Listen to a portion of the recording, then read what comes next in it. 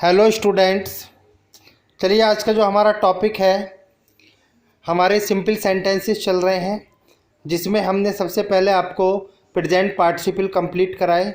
Bye using present participle द्वारा किस प्रकार से सिंपल सेंटेंस बनाए जाते हैं। आज हम पास्ट पार्टिसिपल द्वारा और परफेक्ट पार्टिसिपल द्वारा सीखेंगे किस प्रकार से सिंपल सेंटेंस बनाए जाते हैं। सिंथेसिस में हमारे टॉपिक चल रहा है simple sentence by using past participle. देखिए पास्ट पार्टिसिपल का मतलब क्या होता है। मैंने आपसे पहले भी बताया था कि जो पार्टिसिपल होते हैं ये एडजेक्टिव होते हैं। क्या होते हैं? एडजेक्टिव होते हैं। क्लियर? ये एडजेक्टिव होते हैं जब वर्ब को नाउन से पहले एडजेक्टिव के रूप में यूज किया जाता है, तब ये वहाँ पर एडजेक्टिव का काम करती है वर्ब। ये चाहे वो प्रेजेंट पार्टिसिपल हो, चाहे पास्ट पार्टिसिपल हो, चाहे वो परफेक्ट पार्टिसिपल हो। ठीक है, चलिए देखते हैं बाय यूजिंग पास्ट पार्टिसिपल। देखिए पास्ट पार्टिसिपल का मतलब होता है the last form of verb, यानी कि वर्ब की थर्ड फॉर्म आप इसे कह सकते हैं, the last form of verb.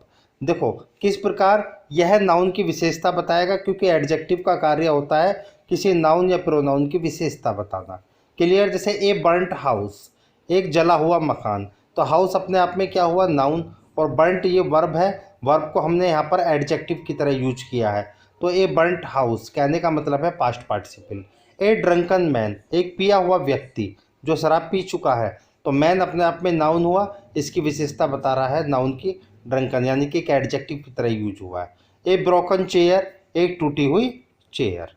Clear? इस तरीके से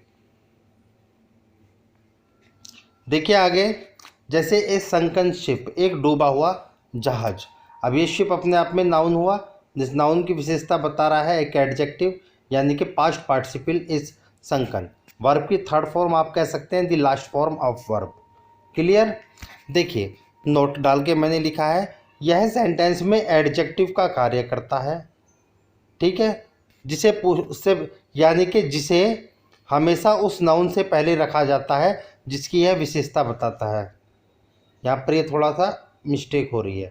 इट मीन्स यानी कि यह एडजेक्टिव का कार्य करता है और उस नाउन से पहले इसे लिखा जाता है जिसकी यह विशेषता बताता है। देखिए एग्जाम्पल के थ्रू समझते हैं। पहला सेंटेंस, जैसे the train was burnt we saw it, हमने एक जली हुई ट्रेन देखी, यानी कि ट्रेन जो जल चुकी है, वी सॉ इट, उसे हमने देखा। हमने कैसी ट्रेन देखी? हाउ से जब क्वेश्चन पूछते हो तो एडजेक्टिव मिलता है। हमने एक जली हुई ट्रेन देखी, तो जब आप इसे कंबाइंड करके बनाएंगे पास्ट पार्टिसिपल द्वारा, तो किस तरीके से बनाएंगे? We saw the burnt train. ये आपका कंबाइंड करके सिंपल सेंटेंस बनेगा। जैसे the bird was wounded it flew away, चिड़िया कैसी थी जो उड़ गई? एक जख्मी चिड़िया, तो ये नाउन है और ये आपका पास्ट पार्टिसिपल है। ठीक है, आप इस पास्ट पार्टिसिपल को इस नाउन से पहले रखेंगे, तो the wounded bird flew away, ये कंबाइंड करके आपने यहाँ पर सिंपल सेंटेंस बना दिया। देखिए next example, she found her ring the ring was lost. अब उसे जो रिंग पाई है, जो उसकी रिंग खो गई थी, कैसी रिंग है? यानी कि लॉस्ट रिंग, खोई हुई रिंग। तो ये आपका पास्ट पार्टिसिपल है जो इस नाउन की विशेषता बताएगा।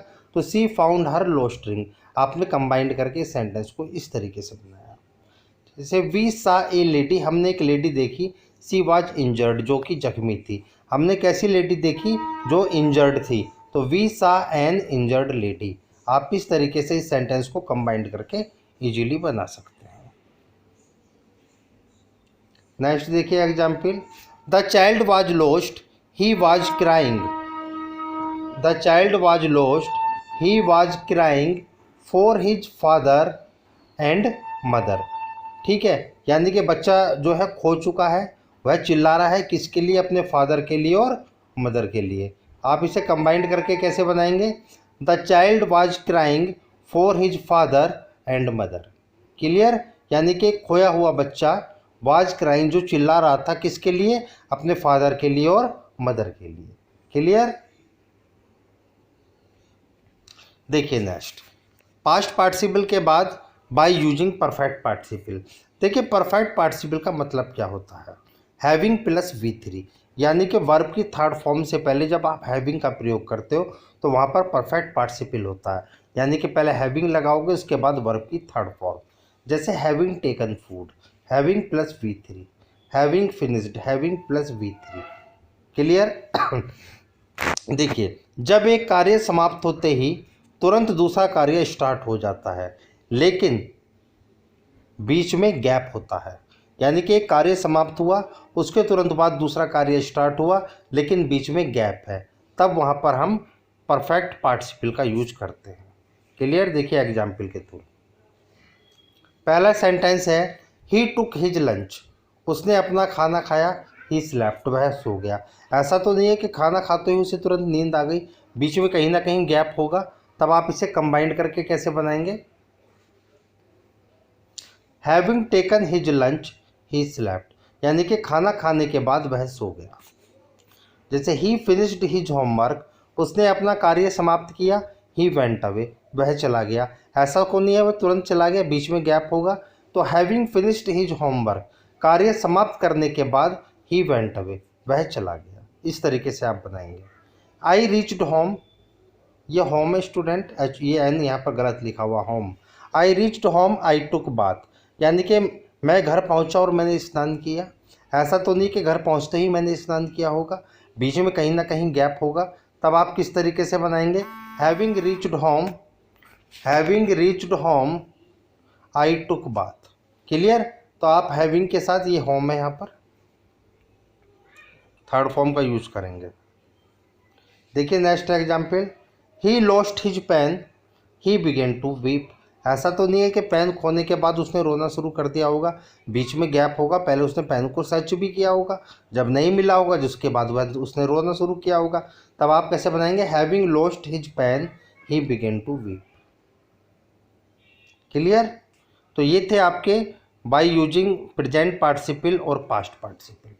वीडियो अच्छी लगे तो चैनल को सब्सक्राइब करें, वीडियो को ज़्यादा से ज़्यादा लाइक करें और शेयर करें।